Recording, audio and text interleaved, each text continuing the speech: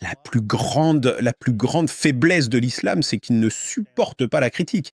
Il supporte pas la critique, il supporte pas la moquerie. À long terme, l'islam ne peut pas. C'est pour ça qu'ils cherchent toujours, toujours, toujours à imposer des lois sur le blasphème. Ils doivent vous empêcher de pouvoir critiquer leur religion. Ils doivent vous arrêter. Pourquoi? Ils savent que ça ne résiste pas à l'examen. Ils savent que c'est leur plus grande faiblesse. Donc, s'ils vous ont déjà dit, en gros, depuis 14 siècles, quelle est leur plus grande faiblesse, comment serait-il que tous ceux qui s'inquiètent de la propagation de l'islam et de l'avenir de leur pays ne s'assoient pas pour dire on va apprendre qui était Muhammad et les hommes d'Al-Zout, on va apprendre qui était Muhammad et Aïcha, on va apprendre ce que Muhammad a fait avec la femme de son propre fils adoptif, on va apprendre tout ça et on ne va pas se taire à ce sujet. Devine quoi? Si tu as toute une population, ou même un bon pourcentage, même 5 ou 10% de ta population qui partage tout cela, ça va devenir un environnement vraiment, vraiment, vraiment peu attrayant pour les musulmans, non? Ils vont pas se dire oh, laisse-moi m'installer là-bas avec tous mes enfants, là où je vais entendre des moqueries sans fin sur Mohamed.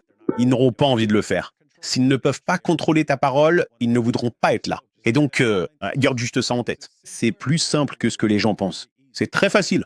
Levez-vous, ne vous taisez pas. Et il faut que vous soyez nombreux à critiquer Mohamed. Pas comme l'a fait Al-Zut, mais avec des informations. Une fois que tu réalises que ta gentillesse et tes bonnes intentions ont été utilisées comme des armes, c'est là que tu arrêtes d'être gentil. C'est à ce moment-là que tu arrêtes de t'inquiéter d'être gentil, parce que ça a été utilisé comme une arme et que c'est utilisé pour te détruire. Ne donne pas aux gens les moyens de te détruire. C'est juste insensé et stupide. Toute cette émission qu'on vient de voir, tu sais, donc le gars passe à la télé, il dit juste des choses offensantes sur l'islam, des choses réelles sur l'islam, et il donne quelques conseils aux musulmans. Rien n'est dit qu'il soit dangereux d'aucune manière, mais le présentateur doit intervenir et dire « Oh, nous nous excusons, nous n'étions pas censés diffuser cela, nous nous excusons. » Réfléchissez-y une seconde. Pourquoi diable coupe-t-il ça? Pourquoi diable s'excuse-t-il? Qu'est-ce qui a été dit exactement? Qu'est-ce qui a été fait exactement qui soit si grave que des adultes doivent être empêchés de voir ou d'entendre ça? Qu'est-ce qui s'est passé exactement dans cet épisode qui soit si grave que tu ne puisses pas le diffuser? Que tu doives s'excuser de l'avoir diffusé? Que tu doives le retirer? Que tu doives l'interrompre? Dans une société occidentale avancée et civilisée, qu'est-ce qui est si grave exactement? On peut poser exactement la même question pour le Royaume-Uni. C'est juste un état d'esprit incroyablement stupide que beaucoup de gens ont, que les Occidentaux ont. Si on dit des choses méchantes sur eux, il faut couper, il faut les faire taire, il faut s'excuser. Est-ce que les gens peuvent arrêter avec cette mentalité idiote? Quand est-ce que c'est devenu la norme? Est-ce que c'était la norme en Europe pendant 1000 ans? Ça ne l'était pas. Est-ce que c'était la norme en Europe ces 500 dernières années? Ça ne l'était pas. C'est devenu la norme très très récemment. Et il faut vraiment que ça s'arrête. Le plus vite possible.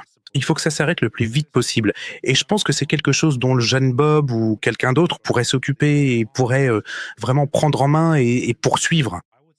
Puisque vous êtes au Royaume-Uni, je dirais que pour contrer cela, ou vous savez, pour vous assurer de manière préventive que vous puissiez dire certaines choses, il faudrait...